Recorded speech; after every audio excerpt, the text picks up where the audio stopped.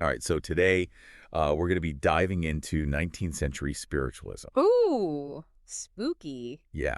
And, we always like to go into these things with like a primary source and Yeah, gotta have that. got to have the text right. Of course. So we're going to be looking at Light from the Spirit World by Charles Hammond. Oh, interesting. And this is a collection of messages Okay. that he claims were directly communicated to him by spirits Wow. from the afterlife, Okay. residing on different levels Right. of the afterlife. I'm intrigued. Yeah, so kind of like, Yeah. think of it as like an insider's guide to the afterlife Ooh. from the spirit's perspective, Okay. with commentary on the social issues of the day. All right. So what makes this deep dive particularly interesting is that Hammond doesn't just present the spirit world as one place. Right. He describes a hierarchy Okay. divided into what he calls circles, Okay, so like representing different levels of spiritual development. circles, different levels. So is it like a cosmic VIP section with certain spirits getting preferential treatment? Not quite. Okay. Instead of worldly achievements dictating your status, Mm-hmm. it's your moral and spiritual progress that determines your placement. Oh, okay. The first circle is the lowest, All right. housing those who haven't quite grasped the importance of spiritual growth, Got it. while the seventh circle is the highest reserved for the most enlightened souls. Oh, wow. So it's like Yeah. a total inversion of like our earthly values, like Yeah. fame and fortune might not mean so much. Exactly, yeah, and it challenges us to consider Right. what truly matters in the journey of the soul. Okay.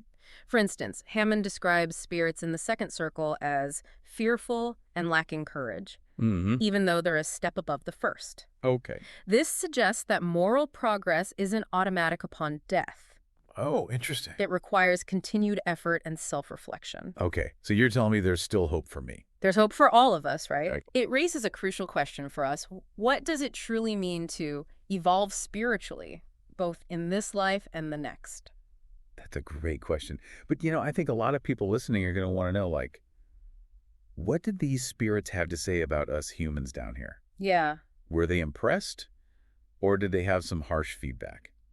Well, they weren't exactly singing our praises. Go In on. their view, humans are deeply misguided, Oh. caught in a cycle of selfish desires and societal pressures that hinder our true potential. Oh, They saw us as slaves to external validation, wow. Shots fired. constantly seeking approval and chasing fleeting gratifications. It's Yeah, I mean, it's kind of harsh, but it is a little harsh. also incredibly relatable. I think Yeah. we all feel trapped by those expectations Absolutely. sometimes. Like, to fit in, Yeah. to achieve certain milestones, it can feel like a constant struggle. Yeah, and the spirits captured this sentiment perfectly. They said, and I quote, "Men are what conditions make them, and conditions, such as appertain to the body, are conditions of servitude to some selfish gratification or some fear of disapprobation." Wow. So it's as if they're acknowledging the pressures of our earthly existence while also urging us to break free from those limitations. Okay, so they're not just like pointing out our flaws, Right, but they're also giving us a way out. They are, but they had a lot more to say about that. Okay. They had a lot to say about how we could improve, both individually and as a society. Interesting. And their messages were filled with some, pretty sharp rebukes, Oh, really? particularly aimed at those in positions of power Okay. who they believed were failing to live up to their responsibilities. So, like, hypocrisy was a big no-no in the spirit world. Absolutely. Okay. They reserved their harshest criticisms for religious leaders who preached charity but failed to practice it. Mm-hmm. They called out those who amassed wealth while the poor suffered, accusing them of prioritizing personal gain over spiritual principles. Bold move. Yeah. And it gets even more intriguing. Okay. They even threatened to expose these hypocrites by name. Oh, wow. It's like they were bringing a cosmic level of accountability to the table. That's pretty amazing considering, libel suits and... Yeah, back then I guess they didn't have to worry about that. Right, exactly. They were coming from beyond the grave. Exactly. But their focus on social justice is interesting, Yeah. especially for that time period. Yeah, Was this a common theme that came up? definitely. In Yeah. fact, their stance on social issues was surprisingly progressive for their time. Really?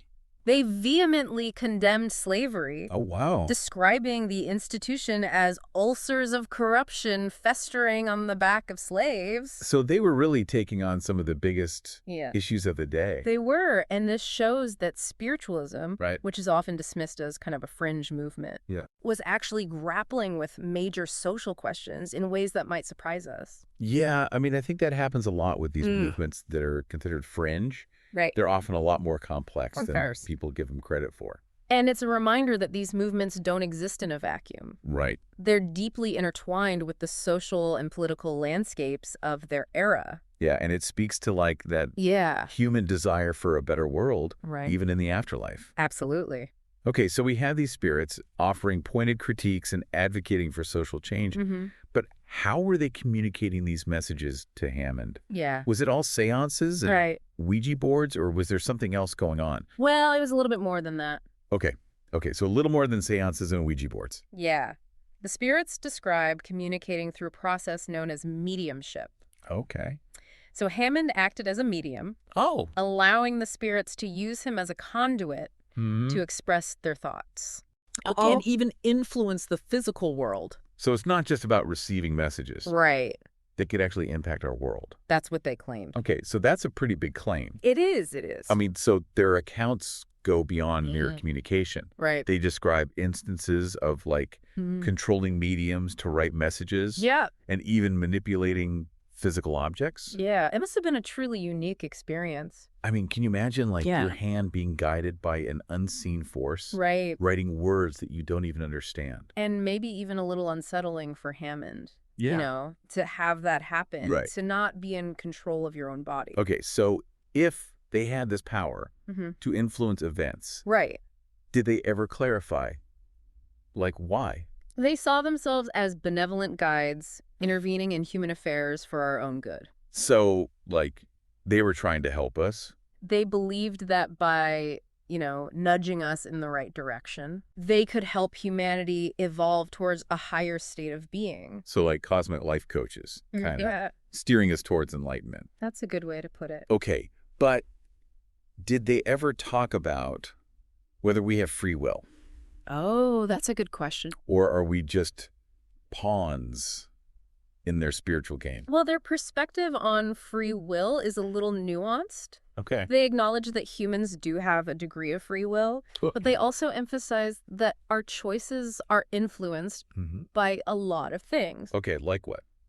Well, like our past experiences, Okay. societal conditions, and even past lives. So it's like nature and nurture, Yeah, but on a cosmic scale. exactly. Like we have the capacity to choose, Right, but those choices are shaped by forces right, beyond our immediate control. precisely. Okay, so then how do we even, You're- how do we break free from that? They argued that recognizing these influences is the first step towards genuine freedom. Oh, interesting. True liberation comes from Okay. understanding these forces Okay. and consciously choosing to act hmm in alignment with our higher selves. So our most authentic selves. Right, like our most spiritually evolved nature. Okay, that's really interesting. I mean, it shifts the responsibility inward, right? It does. Like urging us to be more self-aware and make choices Right. reflect our true aspirations. Absolutely. But, we talked about their disdain for worldly wisdom earlier.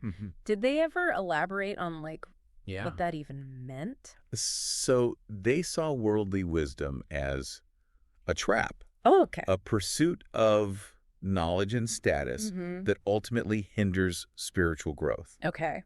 They argued that it keeps us focused on superficial matters, Right. distracting us from cultivating the virtues that truly matter. Okay, so Compassion, Okay. generosity, Mhm. and wisdom so basically they're saying our fancy degrees Yeah. and job titles, don't really matter. it's not about outward markers of success. Right. They viewed these pursuits as distractions, Okay. ultimately leading us away from our true purpose.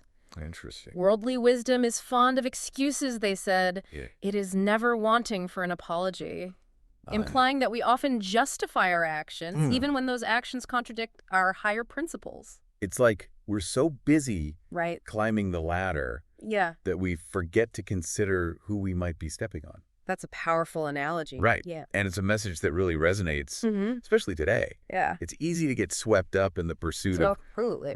external validation Right. and forget to nurture our inner selves. And that's exactly the point they were making. Really? Yeah, they believe that true happiness comes from cultivating inner peace and spiritual understanding, Right. not from accumulating material possessions or social status. So it's almost like a minimalist philosophy in a way. Yeah, right. Like prioritizing Yeah. inner richness over outer appearances. Exactly.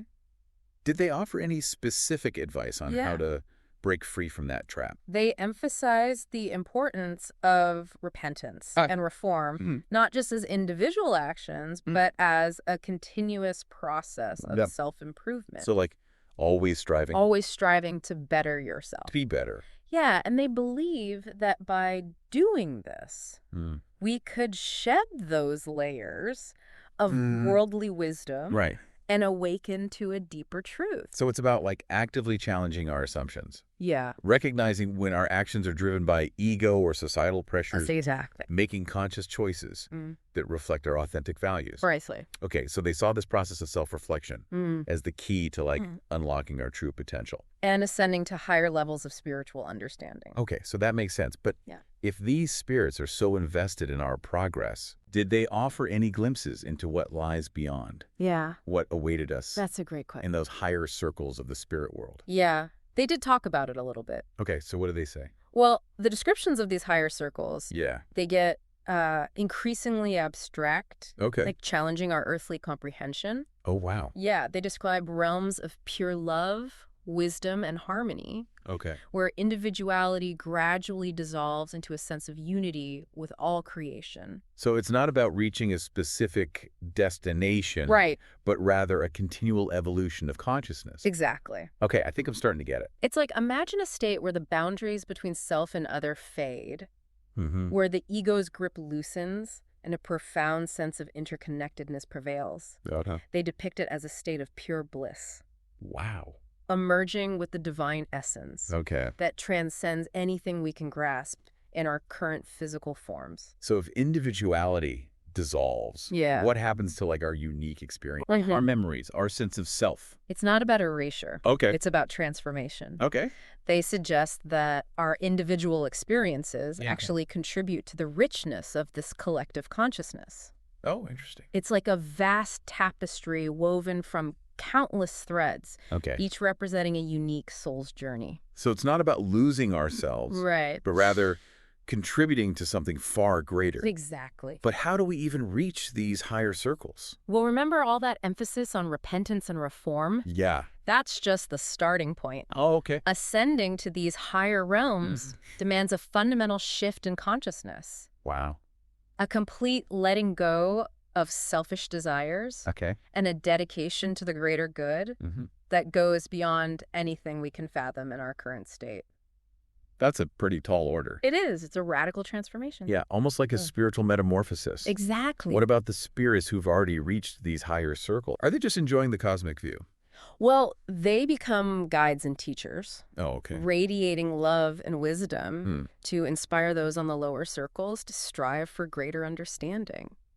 So it's a collaborative effort It is. with the more advanced spirits helping those who are still on their journey. Precisely. It's a beautiful vision of interconnectedness. Yeah, it definitely challenges our traditional notions of heaven and hell. Right. It suggests a much more dynamic and ever-evolving spiritual landscape. Exactly. It paints a picture of a vibrant and interconnected afterlife Yeah. where growth and transformation continue beyond our earthly existence. This deep dive into light from the spirit world has been fascinating. It has. We've explored the spirit's perspectives on humanity, Yeah. their surprisingly progressive social stances, Mm-hmm. and their intriguing claims about the afterlife. We encountered their critiques, Right. their wisdom, and their hopeful vision for a future where love and harmony prevail. I think their most important message is that call to continuous self-reflection Yes, absolutely. and growth. Right. They're urging us to examine our motivations, Right. to challenge our assumptions, and to strive to align our actions with our highest ideals. And as we navigate this complex and often confusing world, Yeah. maybe we can all take a moment to consider Mhm. the possibility of a grander interconnectedness, Right. a tapestry of existence where each soul plays a role in the ongoing evolution of consciousness. So as we conclude this deep dive into light from the spirit world, Mm-hmm. we leave you with this final thought. Okay. If the spirits were communicating today, Yeah. what would their message be for our modern world? That's a great question to ponder. What societal ills would they call out, and what solutions might they offer? Something to think about. We invite you to continue exploring these questions Yes. and forge your own path on this fascinating journey of spiritual discovery.